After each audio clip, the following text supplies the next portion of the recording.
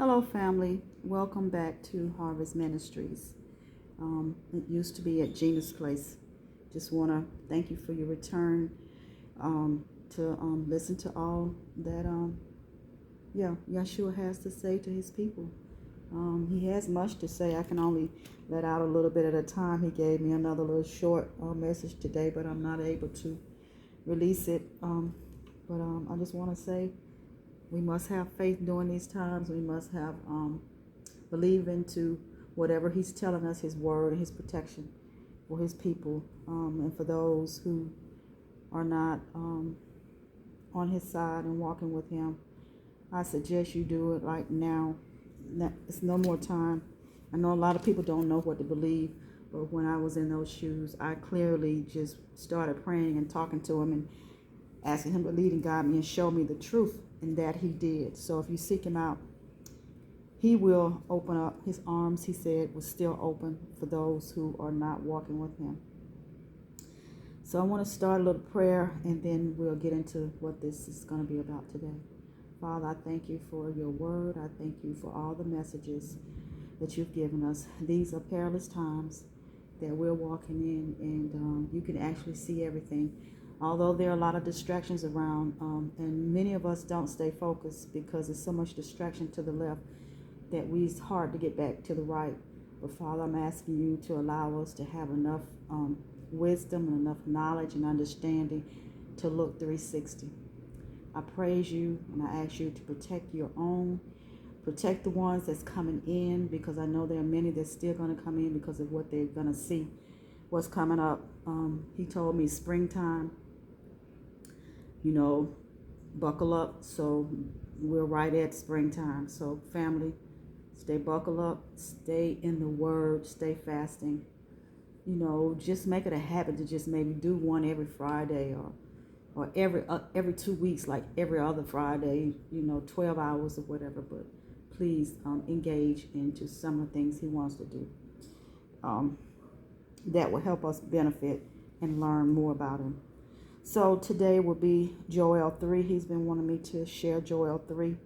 So this is going to be some reading, but because I do believe that, most people just touch it here and there. But this is about the judgment of the nations. And so I don't know. I just want to read it and share. And then if you want to comment at the end, then please do so if you have more information.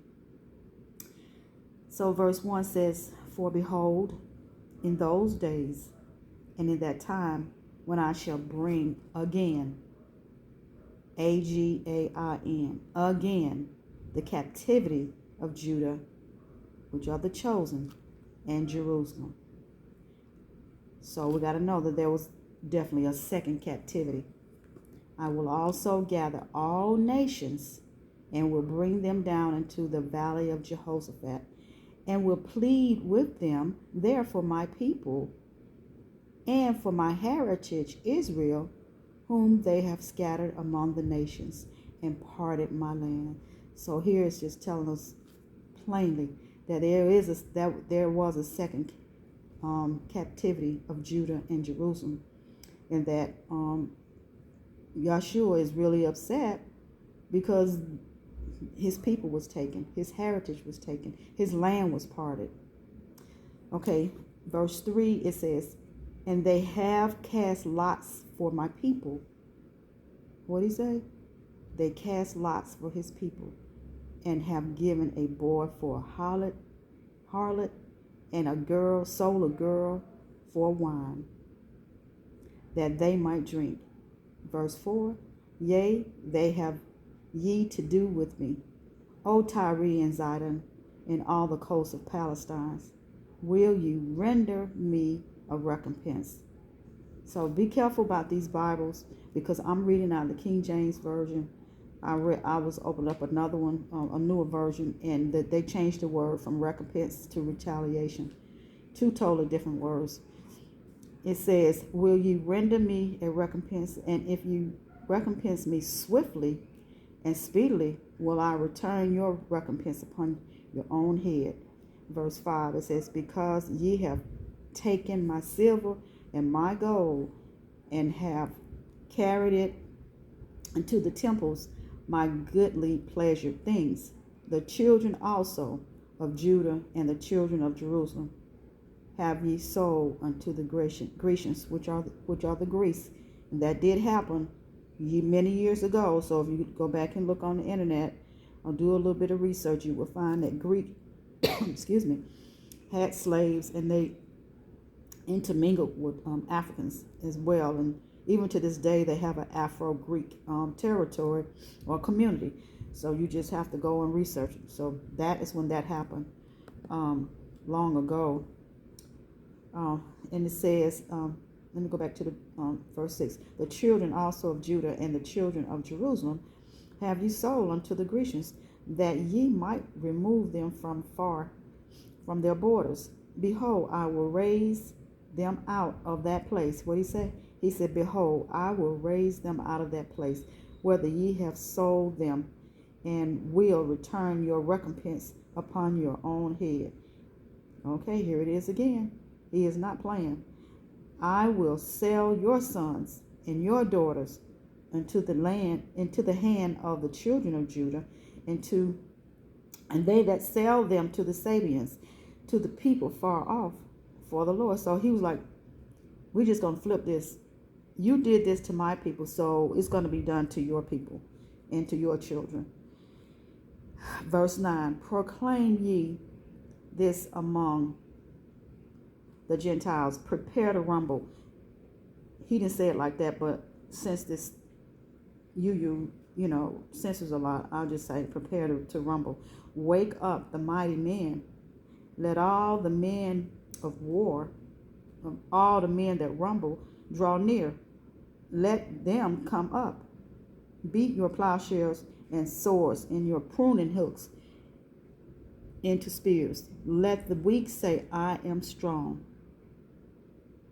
What does God sound like with all of this right here? Let me read this right here. It says, assemble yourselves and come, all ye children, and gather yourselves together round about. Tether cause the mighty ones to come down, O Yahshua. Let the heathens be weak and come up to the valley of Jehoshaphat. He gonna meet them at Jehoshaphat.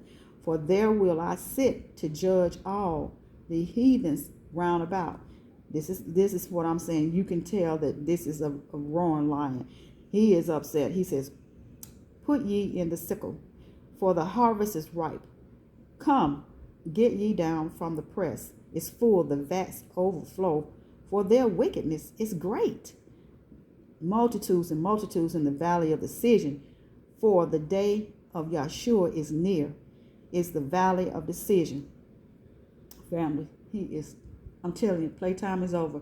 No more playing on the playground and thinking this, that, and it is time. We still got some grace, but it is time to surrender. Stop thinking because you cannot see him that he is not real. You can see him. If you give him some time, he will come to you. He is a spirit. We must worship him in truth and in spirit. You got to understand, you have been deceived for many, many years about this and have led so many of his children astray. Okay, verse 15, the sun and the moon shall be darkened and the stars shall be withdrawn their shining. The Lord, which is Yahshua, also shall roar out of Zion and utter his voice from Jerusalem, and the heavens and the earth shall shake. But the Yahshua will be the hope of his people and the strength of his children of Israel. Say that one more time. Yahshua also shall roar out of Zion and utter his voice from Jerusalem, and the heavens and the earth shall shake. That sounds like an earthquake to me. But Yahshua will be the hope of his people and the strength of his children of Israel. So shall ye know that I am Yahshua, your God, dwelling in Zion, my holy mountain. Then shall Jerusalem be holy, and there shall no strangers pass through her anymore. Then we're going to go over to verse 19. It says, Egypt shall be a desolation, and Edom shall be a desolate wilderness. And we know what Babytown, Edom is. And the violence against the children of Judah, which is his chosen, because they have shed innocent blood in their land. What they do? Shed it. The children of Judah. Read it. Let's start from the top. Verse 19. Egypt shall be a desolation, and Edom shall be a desolate wilderness for the violence against the children of Judah, because they have shed innocent blood in their land. Verse 20. But Judah shall dwell forever, and Jerusalem from generation to generation. For I will cleanse their blood that I have not cleansed, for the Lord dwelleth in Zion. Okay, so he's going to cleanse the blood. I am not sure when he talks about cleansing the blood, is it because of what's going on now? Is it because of the sin, the lawlessness of some of his children, or what? But we will find out, because the clock is, the seconds are moving on. He said a day is until 1,000 years. So I mean, he is right at the door. We have got to continue to walk with him, and just know that what he said here is going to happen. Okay, family, take time and please go back over that. Look at it yourself, because I know some ministers did not teach it. That this right here is about the children, his children, Judah and Jerusalem, and the innocent blood that was shed for them. Moving his children and taking his heritage, his silver and his gold, and taking it into their territory, their synagogues and places like that. I know, some of these pastors may have been constrained from teaching what they need to teach because of circumstances, but they will have to stand and answer for that, because we truly were not taught the entire truth. Here a little, there a little, it just wasn't the entire truth. So family, I want to say this. I want to say stay focused. I want to say walk in his commandments as he asks us to do. Continue to fast and continue to pray. Know this and believe this as I'm telling you.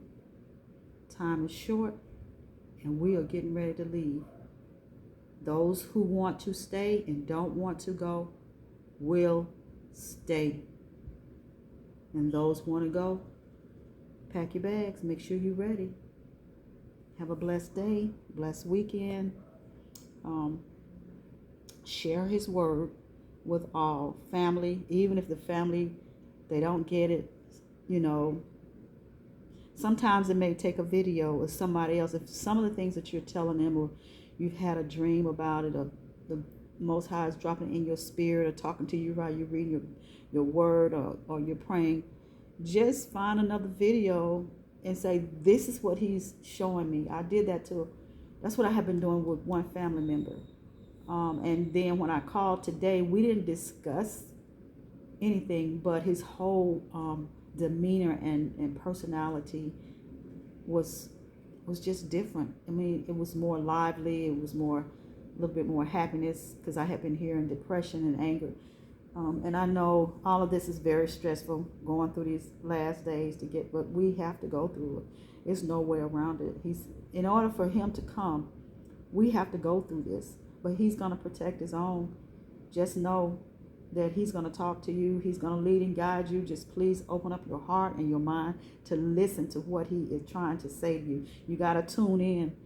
Like me, I try to stay focused on what I'm hearing in my spirit, or what I keep seeing. Or if I'm getting ready to sit down and open up my Bible, he give me a Bible scripture, boom, just like that, drop in my spirit. I'm going to that Bible, that scripture. Like today, he gave me a message and he gave me 2 words, and I was like, what is this? Anyway, it's that right there. What he gave me today is not for the lesson today or the video today. Is actually for whenever he tell me to release it. But the word that he gave me is what I'm leading to. His word that he gave me was, when I put down the message, I went right to the Bible and saw exactly what he was saying. And there were two words right there, and I didn't understand it. Once I read it, I was, oh my gosh, this is what God was saying. So just open up, believe he's coming to get you. He's got the angels ready. Everything is ready, it's set. We just waiting on him to say move. So be blessed, stay in your word, and I love you. And I thank you for returning back. Have a blessed weekend. Bye.